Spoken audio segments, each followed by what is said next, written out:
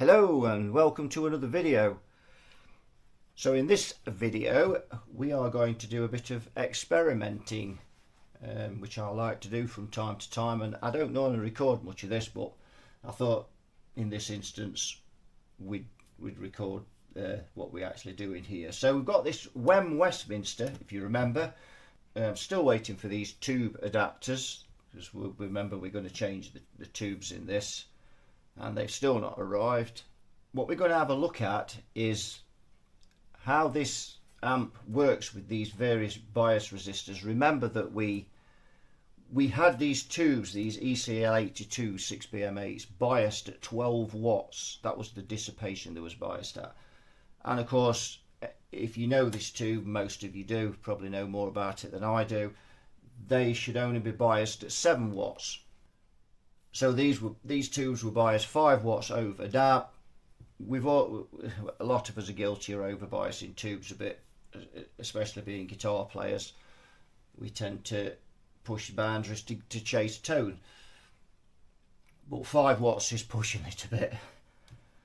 So what I'm going to do here, we settled on a 430 ohm resistor which gave us 7 watts dissipation. So I've got the scope and I've got the scope software on the computer, and we can view that in OBS Studio, so to come up on the screen so you can see it reasonably clearly. It's not brilliant software, but it's pretty good. We're also going to look at, why do people overbias tubes? What are they actually trying to gain from doing that? My research that I've done in the past and recently, every time one of these problems pops up, is to do with Class AB. So this amp is a Class AB amp, which means that when this amp is just running at a low level, it runs in Class A. When it reaches a certain current, the tubes then begin to conduct differently. They conduct then in push-pull. We are going to have a look at what happens with Class AB when you actually bias the tubes hotter than they should be. In other words, you increase the dissipation of the tube. So enough for me waffling, let's get down to it.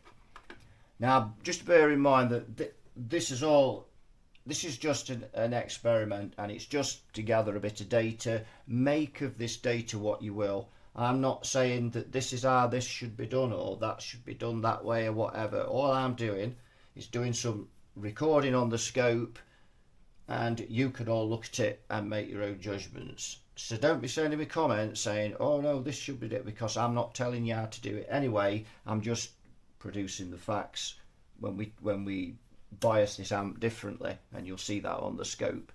Right, let's get to it. So, right, you can see we've got the scope software up there.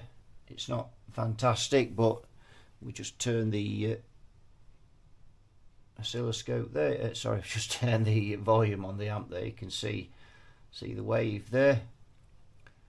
So we're going to start off. We've got this amp biased at 7 watts. We've got a 430 ohm resistor in it. So if we bring it up, and you can see there is the voltage peak to peak. So bring that up, you can see a bit of a notch appearing there. That's the crossover distortion. So we've hit Class B there. And we are going to, first thing we're going to do is to see what this amp is outputting. So if we go up on the volume,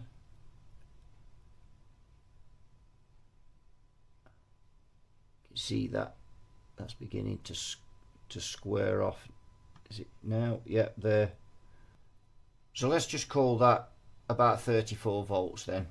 So peak to peak, we've got 34 volts. Tubes are biased at 7 watts. We've got crossover distortion there. Tells us we're in Class B. So let's do the maths on that. So 34 volts divided by 2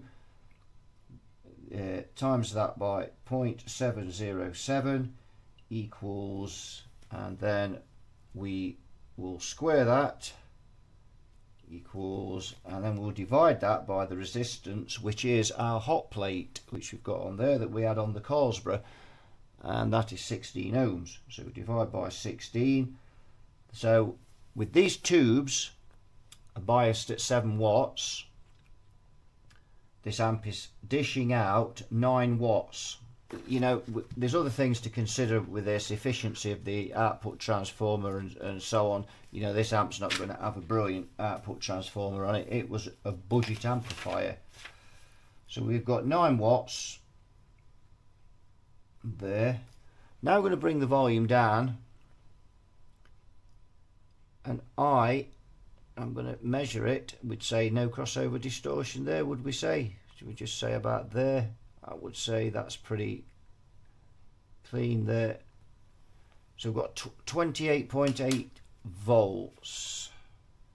28.8 divided by 2. So we times that by 0.707.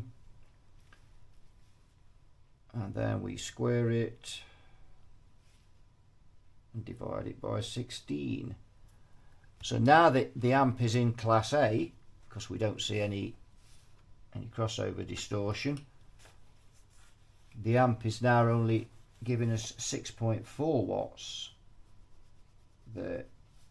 So that's all we're getting out of this amplifier, 6.4 watts. No crossover distortion, no clipping, no nothing. That's as clean as a pin. Alright, let's drop the resistor down to 300 ohms. There we go. So we're back on now. 300 ohms.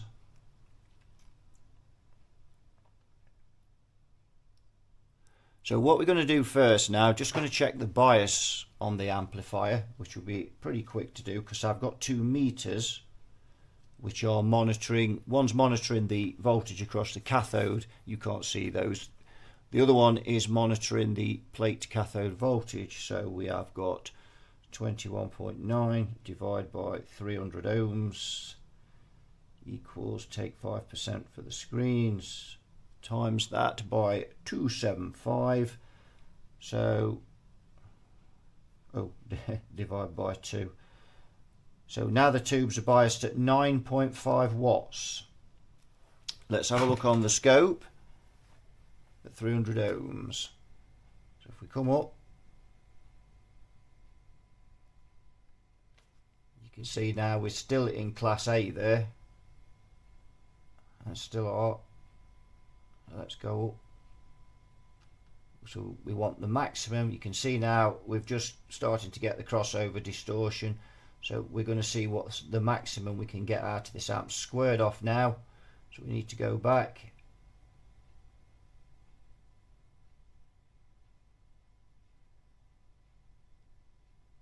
As I said, this software is not fantastic. So let's call that 39 volts. It's fluctuating. 39 volts at 9.5 watts.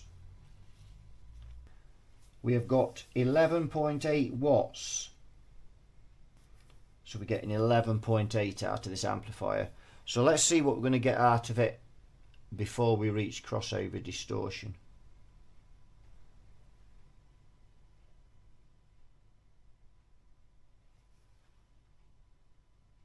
That's just there. So 36 volts we get in there. So that's now no crossover distortion, 36 volts peak to peak. So we're now getting 10 watts out of this now, 10.1, we'll call that 10 watts. So 10 watts, which is to write that down. Class A, 10 watts. So the maximum, the tube's biased at 9.2 watts. The maximum we can get out of this amp before it begins to clip, in other words the square wave, the wave begins to square, is 11.8. The maximum we can get out of it before it hits crossover distortion is 10 watts. So you can see biasing the tubes at 7 watts where they should be, we're getting at class A, we're getting 6.4 watts, but if we bias the tubes at 9 watts, we're now getting 10 watts out of this amp in class A. Right, I've got the tubes biased with a 240 ohm resistor now. They're biased at 11 watts. So if we're just going to come up now, just to the point where it begins to clip. You can see. Now notice where the amp begins to square off there, where the clip-in. You can just see a small amount of crossover, so we're just about hitting class B. So if we go up, you can see the peak to peak voltage drop in there. The amp's now flat out. So if we come back down,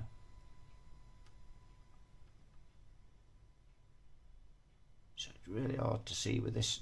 It's a bit low res. This me just look on the scope there. Yeah, that's pretty. I'm just looking at the scope screen. That's pretty okay. Excuse my voice. I was gigging last night. Mucho singing. Not that I can sing, but that's another story. Right, so our peak to peak voltage there now is about 39 volts, I would say. Let me just see if I can get that a bit closer on the scope. On the scope screen. Yeah, it's beginning to square.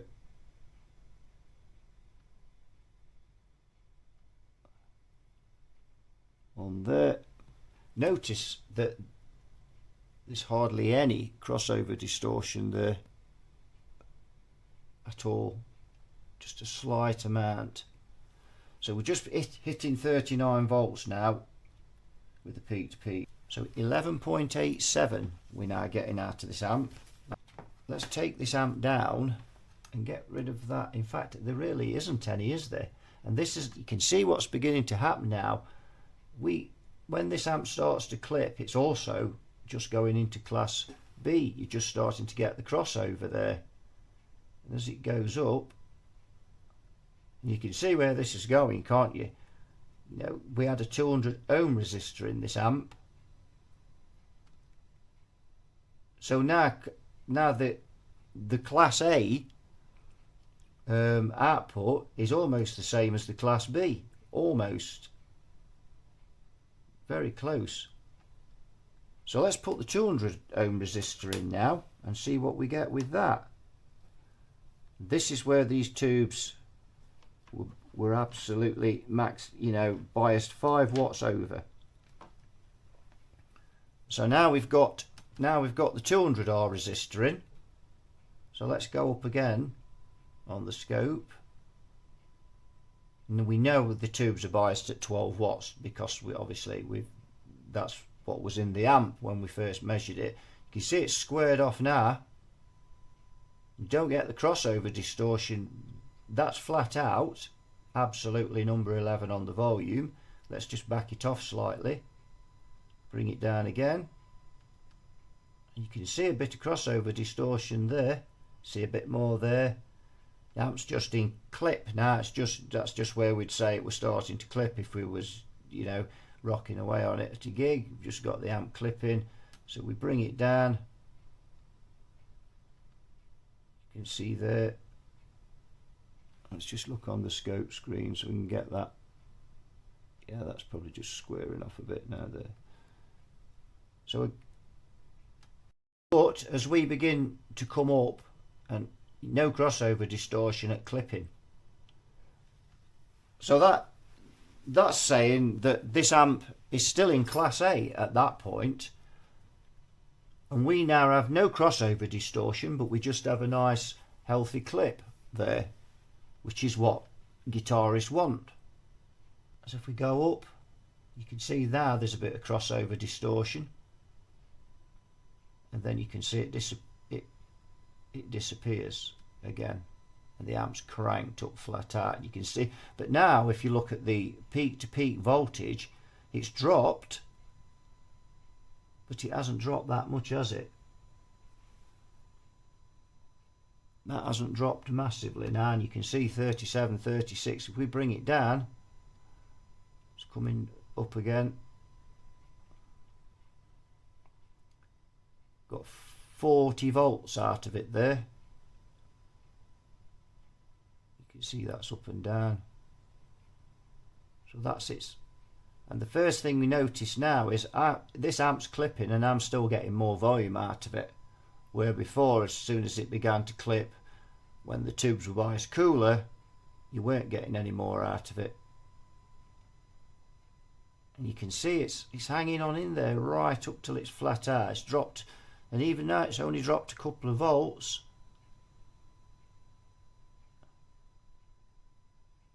Bring that down again. And there we go. We've got no crossover distortion whatsoever. Bring that up. It's just beginning to clip there. 40 volts, look, we're touching there. So this amp's dishing out a fair bit of volume now at that. Right, so 40.8 volts now we're up to there, peaking. And we're getting 13 watts out of this amp now. 13 watts. No crossover distortion, and that's relatively clean as well there on the top. So let's just push it another nats. You can see now it's beginning to square off. Still no crossover distortion, still none.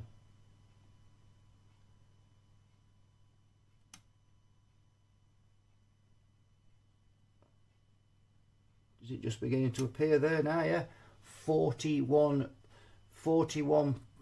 we just peaked at 41 volts there. 41.6 it's just peaking at occasionally. So this amp now is rasping compared to how these tubes should be set up.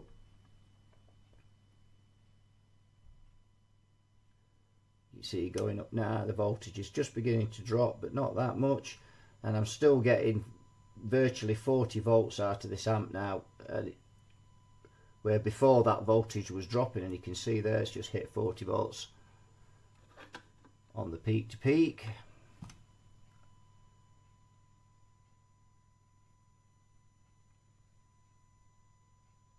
And that is flat out. So there we go with that. Make of that what you will.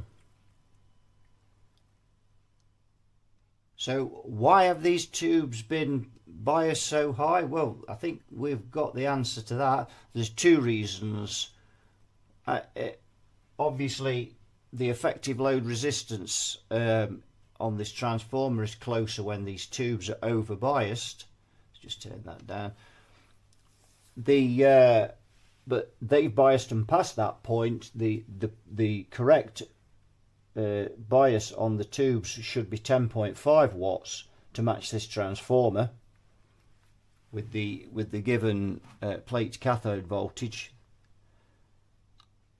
So they probably did bias this amp just to get it as clean as they could. They were still within a window with the transformer even at that, but it was I think it was about 6k biased at 12 watts and 6.8k biased at 10.5, which is spot on.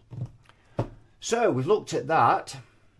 Now let's look at something else. Right, I just thought we'd have a look at a few items before we sign off. So these carbon comp resistors I bought off eBay a while ago now, nearly a year ago, and did threaten to have a look at these on the channel and then never got round to it.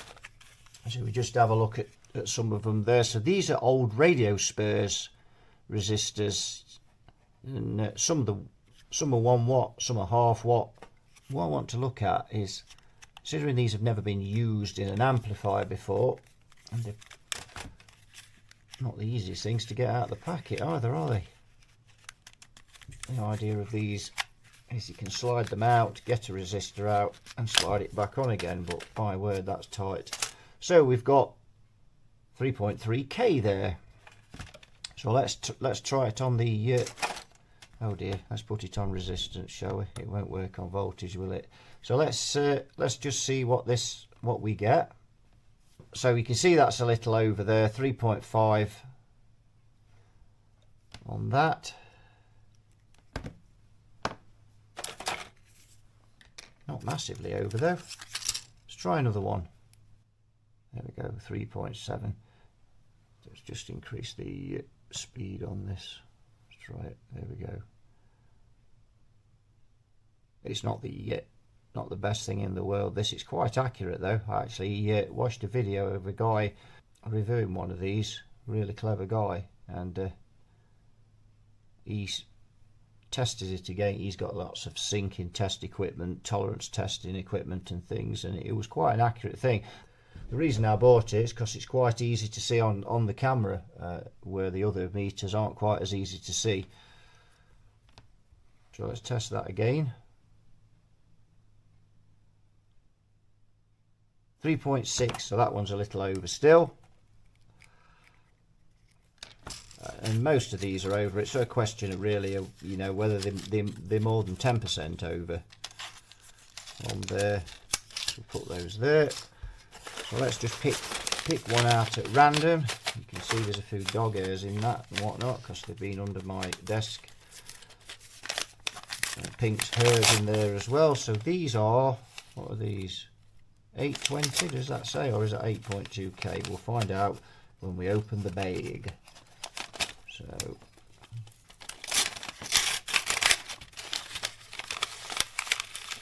have a look. Oh yes, 820 ohms, sorry. Yeah, 820 ohms. So let's try that. Well, I'd say that's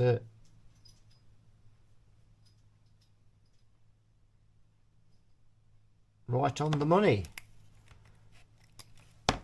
Let's pick another one out at random.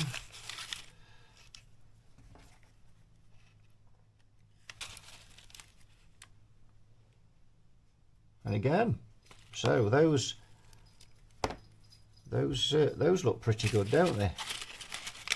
So why did I buy these? Well, I suppose if I ever have to work on vintage amps, you know, where the customer specifies he wants to keep them, you know, as close to original as possible, and I have to change some resistors, then all well and good. I have got these. That's the camera just moved there. That's Henchman Dregs, the dog. Shaft, his name, but in the videos he's known as Henchman Dregs. So that's 4.7k, and that's coming out at 5k, so he's a little over. Let's try another one of them. He's 5k, so he's quite a bit over again, 300. So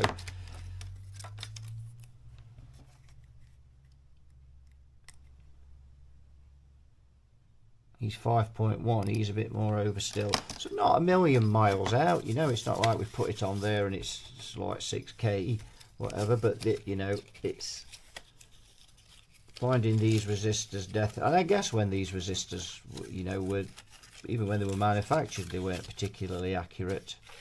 So let's just see what else we've got in here.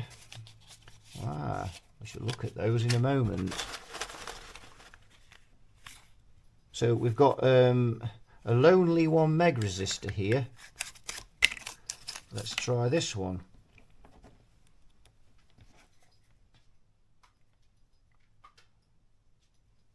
1.15-ish, so we'd live with that.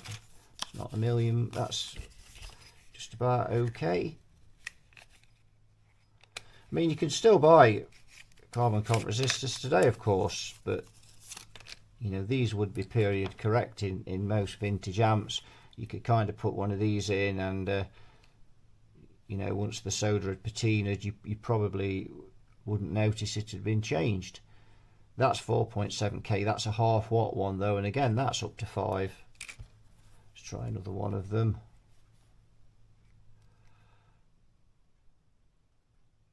He's a bit over. What else we got? We'll just try one more and we'll move on to something else. Let's just open these. They're half watts. They are 3.9k. Is that 39k? Yeah, I'll just look at that. Is orange, yeah. It is orange. Let's have a look. Ooh, yes, he's on the money. Right on it. There's nothing wrong with him. Let's try another one of those.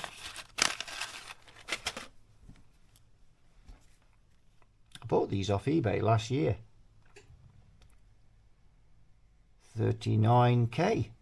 Now then, let's have a look at something else that was actually in this batch of resistors. So these capacitors, these radio spurs capacitors. Now normally when people see really old capacitors, you know, especially electrolytics, you know, it's an old electrolytic is an old electrolytic, an old capacitor is an old capacitor. These ones are, leave the camera alone, henchman dregs. So these are 5,000 picofarads or 5 nanofarad. We'll just flick that on to there. So what we're going to do is see how accurate they are. Now if we look close in there, it says within 1%, plus 1%. Doesn't say that on the packet though, does it?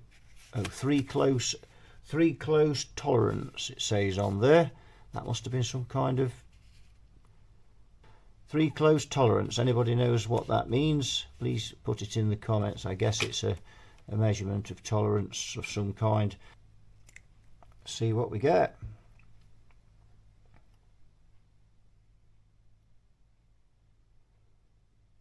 .95 nanofarad. Well, that's very close. Now you'd expect these, given their age. I mean, how old do we think these are? You know, they must be over 50 years, I would have thought. So if anybody's watching and they're looking at these packets and you've seen these before and you know roughly how old they are, just put it in the comments. I'd be really interested to know just how old these are. Let's try another one. Whoops, must have nip that up, it's a bit loose. Well, what can you say about that one? That's bang on. 5 nanofarad. Let's try another one out of the packet.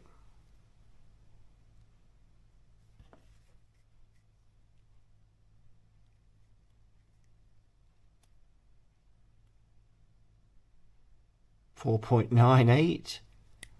Wow. So these are pretty close stuff. Let's just take those out, they need adjusting. Pretty close. Let's try the other one. I've got to know if they're all as good as that. There's got to be a bad one amongst them, hasn't there?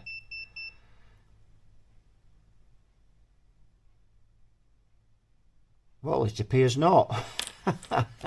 So all of those are bang on. Let's take one out of this packet. Ooh.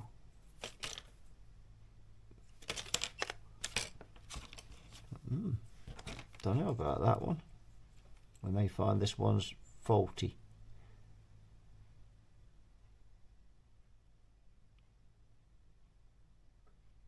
Let's just get that on there. Let's just pop it on there. Look at that. So every one of those that I've tested so far has tested on the money. There's only one left. Let's do the other one.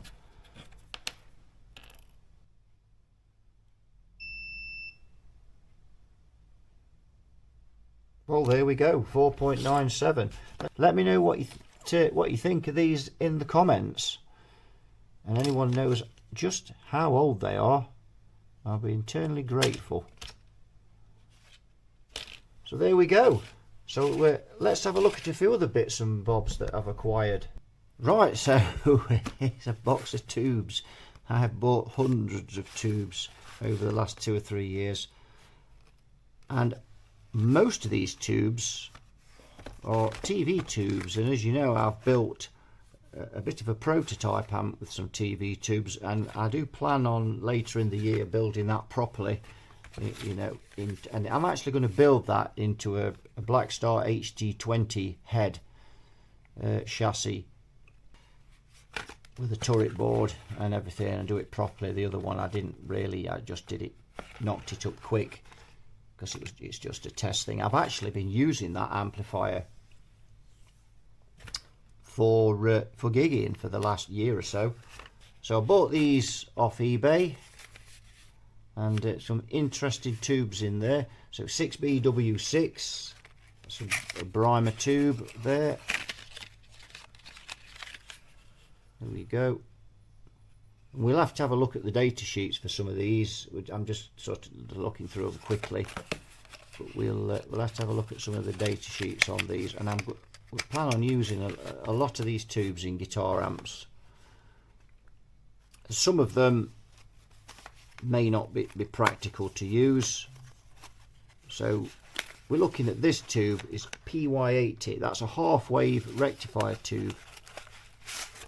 Take that out and see that's a brand new Mullard, British made. So Mullard tubes are dated and have a code, and they always tell you which factory they were made in. That one's a code I've not seen before.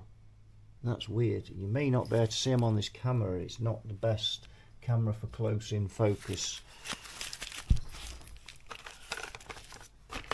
There we go. PY80 half wave rectifier tube. Now some of these half wave rectifier tubes, you can use them in pairs, and the PY81 and 82 will give you more current than a GZ34. PCL 805 or PCL 85, that dissipates around 7 watts. That's a triode and a pentode in one bottle, much like the ECL 82. Different heater voltages. I think I'm not sure what the voltage is on those. So, you know, you can use these tubes in guitar amps. It's just a matter of finding a transformer for the filaments, to run the filaments. If you can do that, then you're away with them. And these tubes are good quality and they're cheap. You know, you can buy these tubes relatively cheap. This whole box of tubes, I think, cost me £60–65, something like that.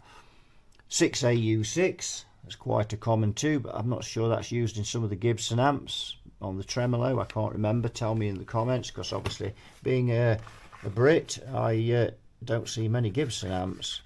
PL84, that's what we used in the television tube amp that we built, the prototype.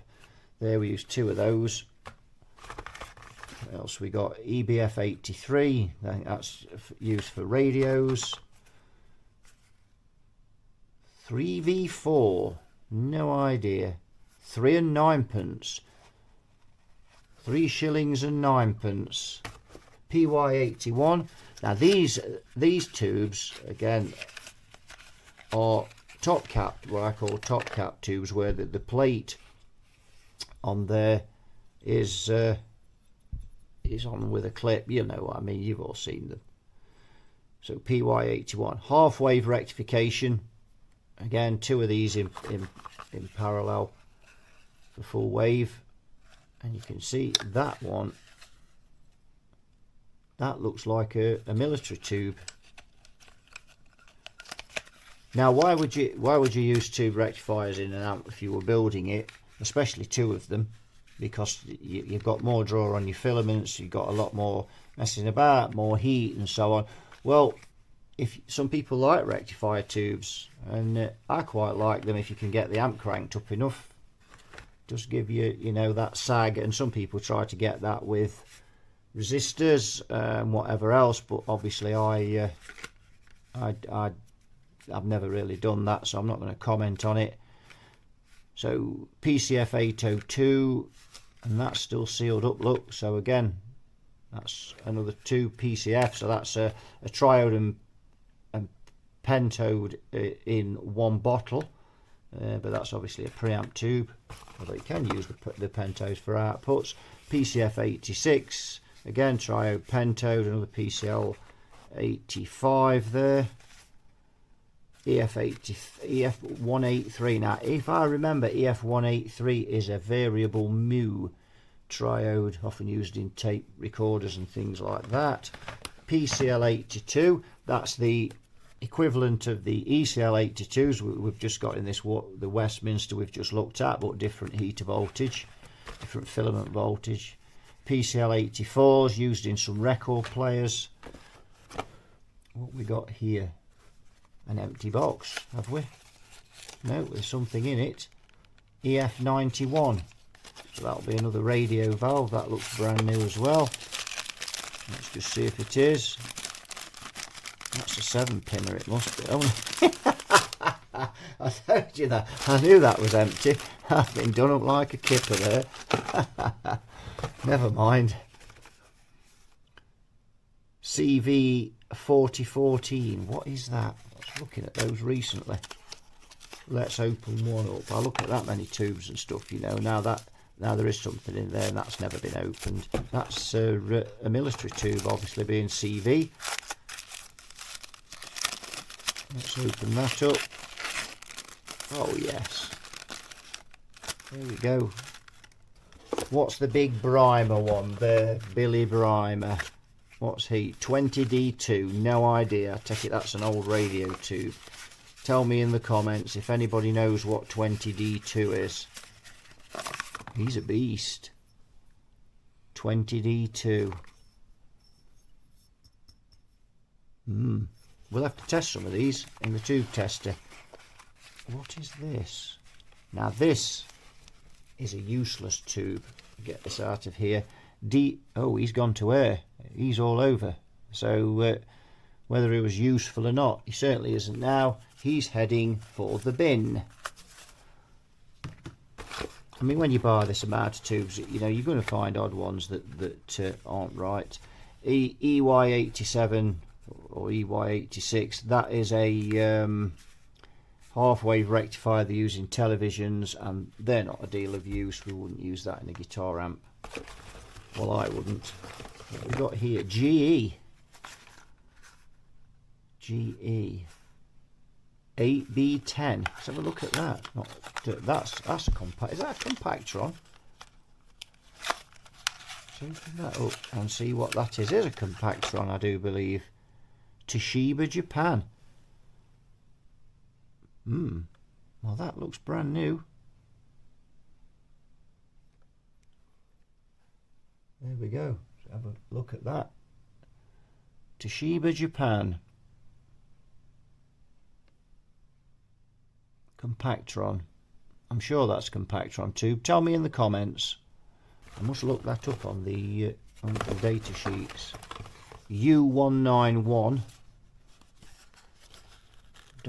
Can't remember much about this one. Let's have a look. Looks brand new. Let's see if it is. See if there's anything in it. There wasn't. See if we get to. No, there's something in this one. And oh dear, he doesn't look very healthy, does he? I'm not sure what to make of that. Strange. Not sure on him, but we won't be using him anyway. I have got hundreds of rectifier tubes that are useless for what I want. So if anybody's who works on televisions happens to be watching this, then drop me a line. I have lots of them. And so on, so on. What we got here? Ediswan radio valve. That must be really old. U282. That one won't be a deal of use. What's this one? PL504. Now these tubes are useful. And I've got some PL508s which we're going to be using in an amp shortly. PL504 tongs ram. These tubes are quite nice tubes.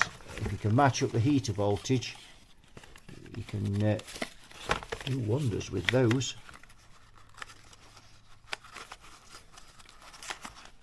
We've got here another Brymer 1D6. No idea. What's this one? PY500A. That's again a half wave rectifier tube, a rather large one. EBF 80, that's a Mullard. Let's have a look at that. That's a tube for radios. Can't remember exactly what it does. I'm not a massive technical knowledge of radios, but that's brand new. What else we got? What's in these boxes here? More of those CV4014s. 21A6 PL81. Another useful tube. Dissipates 8 watts, I do believe. Again, these, let's just have a quick look at this one. These tubes are top cap tubes again. That's not a new one. He's been baked. My word, he looks a bit milky on the bottom as well. I don't think we'll be doing much with him. I think he's about all over. I've got loads of those though, so no big shake.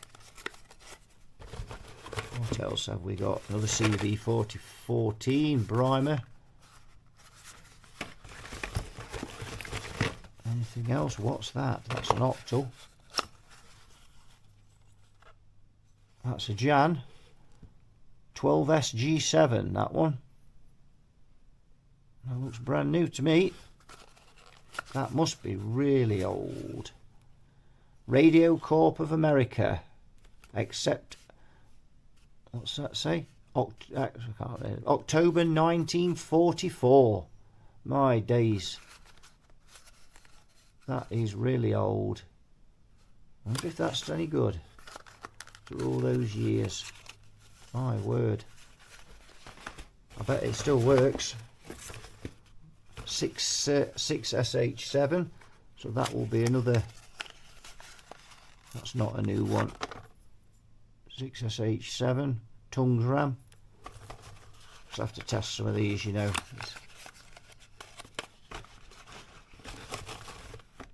6F28. Another TV tube. What is that? That's another octal. 6SJ7. RCA. Is that RCA? Yes, it is. Let's get him out of the packet. Look at that. Yep. 6SJ7. Brand new. Don't know how well. New old stock anyway. I don't really know how old that is. Is there a date code on it? Can anyone see a date code on it? S3? Is that a date code? Don't know. Well, I think that'll do. We've looked at enough of those, haven't we?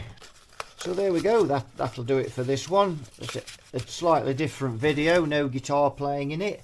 Let me know in the comments what you thought of the video. It's the first one of those type of videos that I've done. Let me know about the capacitors if anybody knows how old they are. That'd be greatly appreciated. So that'll do it. So thanks for watching. You all take care, and I'll see you all in another video. Bye bye for now.